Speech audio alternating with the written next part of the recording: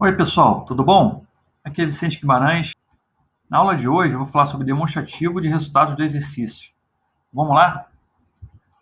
Você lembra que eu fiz a analogia do balanço patrimonial com uma grande fotografia? Se o balanço é uma fotografia, o DRE está mais para um filme, né? É um filme mais esperado. Mais esperado por quê? Porque o lucro líquido, o resultado final do DRE, é um indicador mais esperado por todos os analistas, né, que acompanham no dia a dia as ações das empresas. E nesse filme, né, você tem aí os astros, que são as receitas, e os vilões, que são os custos e despesas, tá bom? E o grande astro, que é o lucro líquido, que é o rei, é o grande indicador, né, o lucro líquido. O DRE ele tem a ideia de filme, né, de fluxo, porque ele mostra durante todo o ano o fluxo de receitas, de despesas e de custos, tá bom? Então imagina que cada quadradinho desse branco aí é um mês, ou então um período. Vamos pensar que é um mês. Então você tem durante todo o ano, para cada mês desse, a apuração das receitas, das despesas e dos custos, tá bom? Então com isso você consegue, né? Tanto pensar no fluxo de despesas, receitas e custos, como também no fluxo de lucro líquido, ou de lucro operacional, de lucro bruto. Você consegue ter várias apurações durante todo o período. Então, você pode tanto fazer para um mês nessa apuração, como para um trimestre, como é feito pelas empresas geralmente por trimestre, ou o anual, né, que é o DRE lucro anual. O lucro líquido, nesse caso, aí daria 43, que seria o resultado das receitas e despesas, receitas menos despesas, menos os custos, tá bom? Então, a estrutura do DRE. O DRE é uma demonstração contábil obrigatória para sociedades anônimas, tanto as fechadas, né, como as abertas, que têm suas ações negociadas em bolsa. A demonstração tem como objetivo principal apresentar de forma vertical, resumido, o resultado apurado em relação ao conjunto de operações realizadas em determinado período. Normalmente são 12 meses. A estrutura do DRE é estabelecida em lei, tá bom? Então tá aí os detalhes sobre essa lei, não vou ficar me estendendo sobre isso, mas é importante você saber que a estrutura que é apresentada nos balanços do DRE, não é aleatória, isso é determinado em lei. Antes de continuar, vamos entender então a diferença entre custos e despesas. É uma discriminação importante. Tá? Custos e despesas são tipos de gastos realizados pela empresa. Os custos são os grandes gastos envolvidos no processo produtivo ou no desenvolvimento do serviço. Tá? Se você pegar uma empresa, por exemplo, uma fábrica de calçados, quais são os custos? As matérias-primas, a energia gasta na produção, a manutenção de máquinas, a mão de obra, o aluguel do galpão industrial, etc. Se fosse uma empresa de serviços, seriam os custos envolvidos na prestação de serviço. Mas numa consultoria, né? Seria o custo dos consultores, o custo das viagens, né, dos consultores para visitar as empresas, o custo de aluguel do carro para o consultor se deslocar enquanto ele está trabalhando. Então, tudo isso seria o custo de desenvolvimento do serviço, tá bom? Uma despesas. As despesas são os gastos necessários para o funcionamento da empresa sem estar diretamente associado ao processo produtivo ou ao desenvolvimento do serviço. Então, no caso da nossa fábrica de calçados, quais seriam as despesas? O aluguel do imóvel que cedia, né, o escritório da administração, os materiais de escritório, a mão de obra envolvida na gestão, por exemplo, contabilidade, finanças, RH, a equipe de segurança, equipe de limpeza, tudo isso são despesas, tá bom? Então tá aí a estrutura, tá bom, da DRE, tem essa estrutura toda, a gente vai falar de cada ponto desse com calma, e também os indicadores que a gente vai abordar, que é a margem bruta e a margem líquida. Então, margem operacional bruta é o primeiro ponto, é onde começa. Aí você tem a venda dos produtos, ou venda de mercadorias e a prestação de serviços. Depois da receita operacional bruta, vem as deduções de vendas. São as devoluções. Imagina que você vende um produto que está com defeito, né? Você tem que devolver aquele valor. Os abatimentos, as comissões de venda e os impostos e contribuições incidentes sobre vendas. Então, tudo isso em forma de deduções. Aí você tem a receita operacional líquida. Tá? Na receita operacional líquida, você vai ter mais deduções. São, aí sim, os custos dos produtos vendidos, que é o custo de produção, matéria-prima, mão de obra envolvida na produção, ou custo dos serviços prestados. Abatendo o custo, você chega ao lucro bruto. O lucro bruto, então, são as receitas menos os custos variáveis, que é a fórmula do lucro bruto. Com o lucro bruto, a gente consegue obter a margem bruta, que é um indicador muito importante para a empresa. A margem bruta é igual a um lucro bruto dividido pela receita operacional bruta. Né? Imagina que a empresa conseguiu uma receita operacional de 1.200 e ela, com isso, ela gerou um lucro bruto de 600. Qual a margem da empresa? De 50%. Mas 50% é muito ou é pouco? Né? Essa é a dúvida.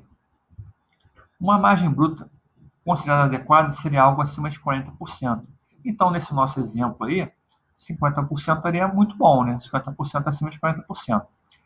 Uma margem acima de 40%, ela indica que a empresa ela consegue vender seus produtos por um preço muito bom, ou então ela tem um custo de produção muito baixo, ou então os dois, né? Ou então ambos.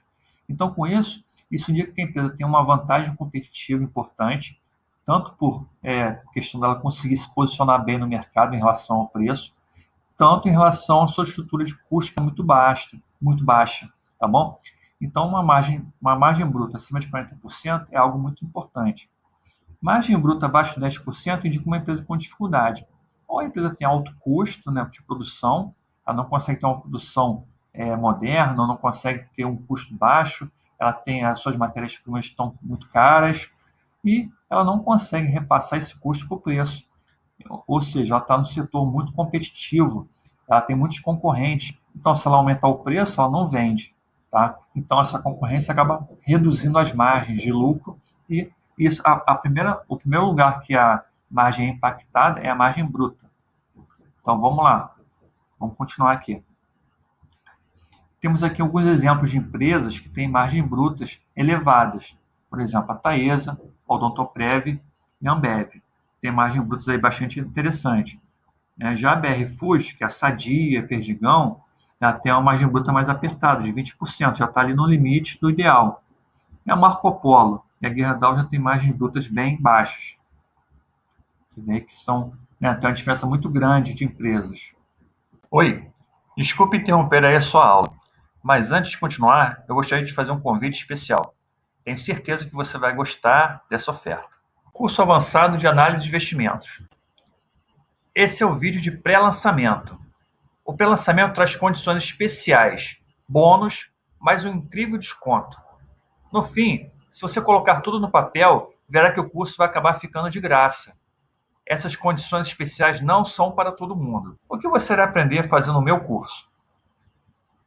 Vai aprender a selecionar boas empresas. Aprender a fazer análise comparativa de empresas por indicadores. Entender os relatórios das empresas e das casas de análise. Aprender os níveis adequados para cada indicador. Quais indicadores usar em cada setor econômico?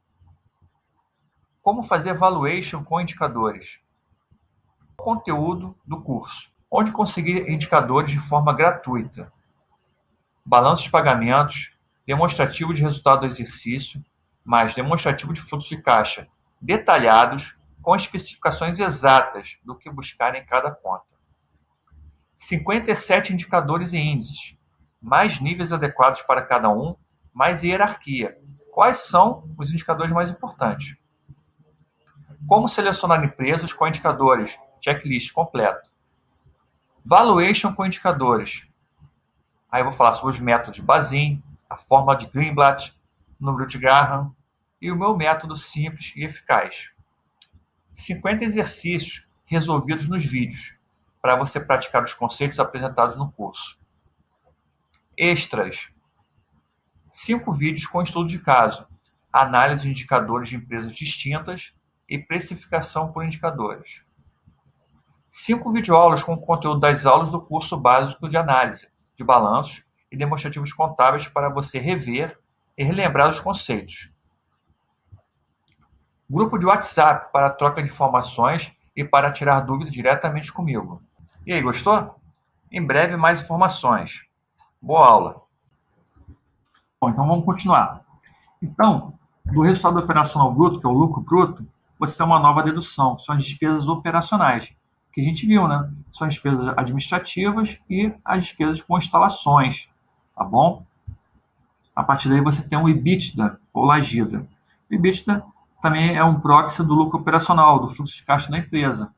O LAGIDA, em português, né, é lucro antes de juros, impostos, depreciação e amortizações. O LAGIDA é a primeira letra de cada uma dessas palavras, tá? O EBITDA ele não considera a depreciação, né? E vamos explicar o que é depreciação. É um valor contábil sem impacto no caixa, referente à perda de valor de um bem, capital ou imobilizado. Vamos explicar melhor o que é depreciação? Por exemplo, você tem um caminhão que custou R$ 200.000, tá? Então, pensa aí que se passaram 5 anos. Esse caminhão ele está um pouco mais velho, né? Está um pouco mais quebrado, um pouco mais desbotado, etc. E o valor dele, lógico, o valor de mercado dele vai caindo. Então ele passa a valer agora R$ 100.000. Você tem uma depreciação aí de 100 mil no valor do caminhão.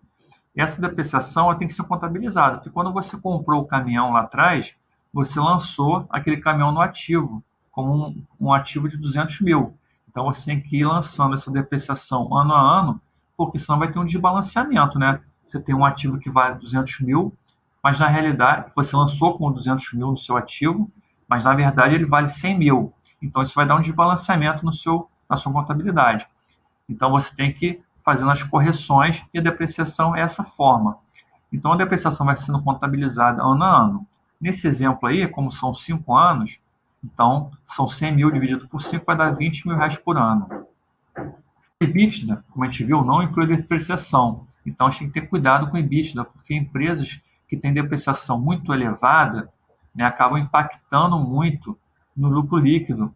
E você, se você olhar só o EBITDA, você acaba não entendendo esse processo.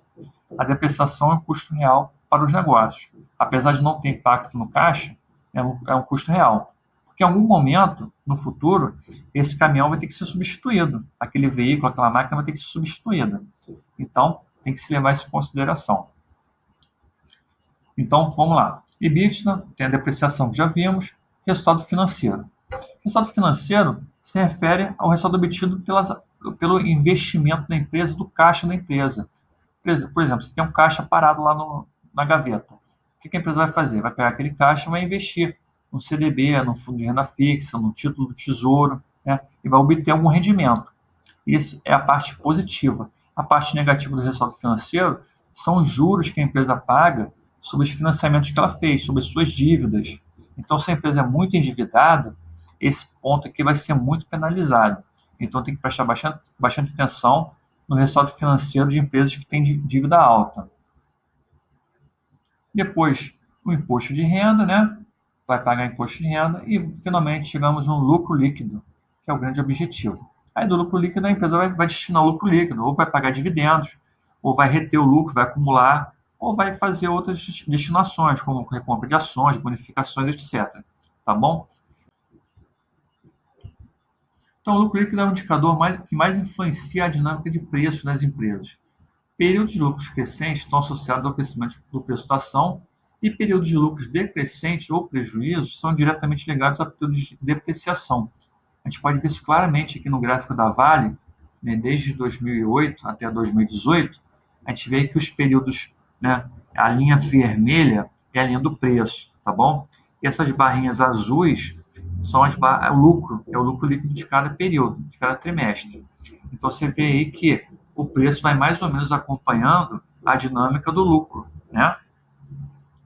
Já no caso do Odontoprev, você vê que a linha vermelha, a linha marrom, ela é crescente, ela vai acompanhando a dinâmica do lucro, que é a lucro líquido, que é a linha azul. Então, você vê que ela vai seguindo a outra. Tá vendo? É bem interessante, né? Então, vamos de novo aqui. A Vale, olha a Vale, como é que a linha marrom ela vai variando conforme varia o lucro. E na Odontoprev, a linha azul, a linha marrom, ela acompanha, né, mais ou menos aí as barras azuis, que são o lucro líquido. Outra coisa importante, o lucro líquido de um único trimestre ou ano não deve ser considerado pelo analista de forma isolada. Você tem que entender que tem que ter uma consistência, uma visão de longo prazo. Por exemplo, na visão de Warren Buffett, é fundamental saber se existe ou não consistência no lucro, se a tendência de longo prazo é de alta. Dois fatores que significam a durabilidade da vantagem competitiva da empresa. Isso é muito importante, tá, gente? Então, por exemplo, no caso da Odontoprev, a gente vê que o lucro dela é constante, né? Ela sempre dá lucro e, ao mesmo tempo, a tendência de lucro é crescente. Você vê que as barrinhas azuis vão crescendo ao longo do tempo. No caso da Grendene, é a mesma coisa. Olha só, a Grendene. Ela tem as barrinhas azuis, também vão subindo, né? Elas vão, lógico, elas vão subindo, descendo, mas a tendência é sempre de alta e sempre de lucro. Você vê que ela não teve nenhum prejuízo em um período desse, mais de 10 anos, né? A empresa não teve nenhum período de prejuízo. Então, é constância, consistência e lucro crescente. Então, outra coisa importante associada ao lucro é a margem líquida. Isso é muito importante. Vou beber uma aguinha aqui. A margem líquida é o lucro líquido dividido pela receita operacional bruta. Aquela receita lá em cima que veio, né? Então, por exemplo, a empresa gerou de receita bruta 1.200 e o lucro líquido dela apurado no final foi 400. Isso significa uma margem líquida de 30%. Novamente, isso é bom ou isso é ruim? Então, uma margem líquida considerada adequada seria algo acima de 20%. Então, 20%, acima de 20%, a empresa está com uma boa margem líquida. Isso também indica o quê? Que a empresa ela consegue ter uma estrutura, né, de produção, uma estrutura de geração do serviço ou do seu produto enxuta. Ela consegue também obter um preço bom pelo seu produto. E isso indica que a empresa tem uma vantagem competitiva de longo prazo. Ela consegue se posicionar bem, ela consegue ter uma estrutura moderna de custo de operação, não tem um peso muito elevado na sua estrutura de despesas ou de custos, né? Então, tudo isso impacta, finalmente, no seu lucro líquido. Então, uma margem líquida acima de 20% é muito boa. Margem líquida abaixo de 10% também indica uma empresa com dificuldade, altos custos, setor muito competitivo, pouca margem de vendas, etc. Então, empresas aí que têm margem líquida elevada. A Taesa e a Odontoprev tem uma margem líquida bem alta, né, de 62% para a Taesa e 35% para a Odontoprev. A Ambev já tem uma margem líquida que já está dentro do limite, né, do que seria bom, já é um alerta. E as outras três, a Marco Polo, Gerdau e BR Foods, tem uma margem líquida ruim, né, bem abaixo de 10%. A BR Foods, inclusive, tem a margem líquida negativa, ou seja, ela está tendo prejuízo. Né? Apesar dela gerar receita e ter um lucro bruto elevado, ela tem prejuízo. Essa aqui é uma analogia interessante, tá, que eu criei no meu curso, as aulas que eu dou na faculdade, MBA, que eu acho que fica fácil você entender, né, como é que funciona o DRE. Você imagina que você tem uma empresa, a empresa é isso daí. Você tem uma estrutura de custos, uma estrutura de despesas e outros, né, que é o O, são outros, que é depreciação, juros que a empresa paga.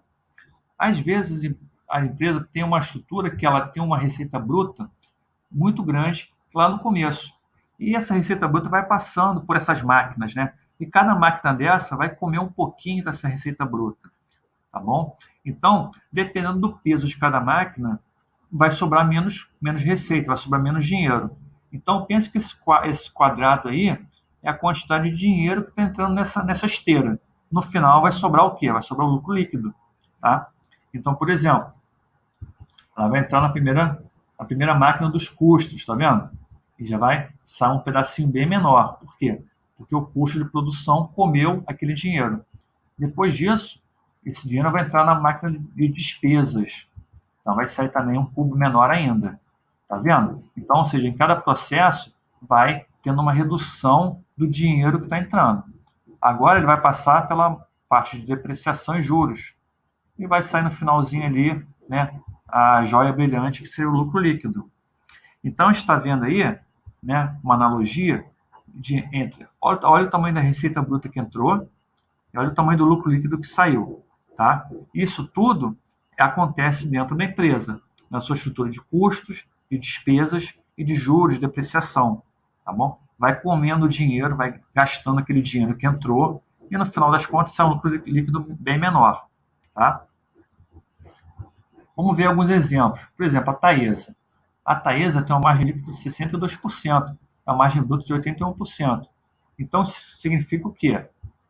Que aquele quadradão que é a quantidade de dinheiro que entra, ele vai diminuindo, mas ele diminui muito menos. E chega no final, olha lá, o lucro líquido dela, a parte verdinha, representa 62% do dinheiro que entrou. Vamos ver, olha o quadrado como é que fica, tá vendo? Então, 62% de toda a receita se transforma em lucro. Isso é muito bom, né? Quer dizer o seguinte, que a Taesa tem uma estrutura de custos, despesas muito pequena, então ela consegue praticamente tudo que entra de dinheiro, ela consegue transformar em lucro líquido. Tá? Vamos ver outro exemplo, Ambev. A Ambev já tem uma margem líquida menor e a margem bruta também um pouco menor que a Taesa. Significa o quê? Que ela vai desgastando a receita bruta que entra, vai tendo um desgaste um pouco maior que a Taesa. No final das contas, ela consegue ter aí esse gráfico. Ela, de todo o dinheiro que entrou na empresa, toda a receita bruta, ela consegue transformar em lucro apenas 17%. Mesmo a... Desculpa, passou a moto aqui, agora fez um barulho. É, mesmo assim, né, já é um resultado interessante, porque é uma empresa industrial, uma empresa que tem um custo de produção elevado, tá bom? Então, 17% de toda a receita bruta, a Ambev consegue transformar em lucro. Vamos ver agora a Gerdau. A Gerdau já tem uma estrutura bem mais difícil, né, de custo, olha lá. Olha só que ela consegue transformar em lucro efetivo. 1% apenas, né? A margem líquida da Gerdau é apenas 1%. Então, só 1% de tudo que entra de dinheiro na empresa se transforma em lucro, né? Então, aí você já tem uma margem líquida muito apertada. Essa é a importância do indicador margem líquida, tá, gente? É um indicador muito importante. Ele mostra para você o quê?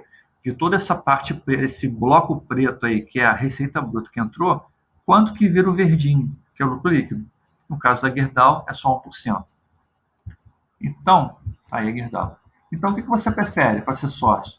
Qual empresa você que está analisando o balanço, você preferiria? A empresa que gera mais lucro por receita bruta ou a que gera menos lucro por receita bruta? Bom, aí você pensa e vai me responder lá na frente. Ok? É isso aí, gente. Muito obrigado. Ficamos por aqui. Obrigado a você que assistiu a aula até o final. E na próxima aula não perca, hein? Vamos falar sobre fluxo de caixa. Um abraço.